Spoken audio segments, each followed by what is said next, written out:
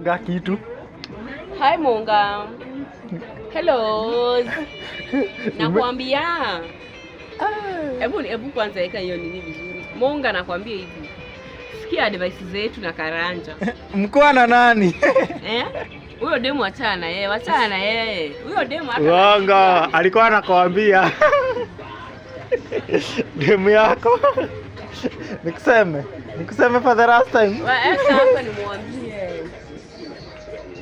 Kadem kako hako roda gikona kahitukite uguo na tangu walipita hapa na Karanja maundu maria mekite naku hata saina nasikia tu wenyanuka hapa.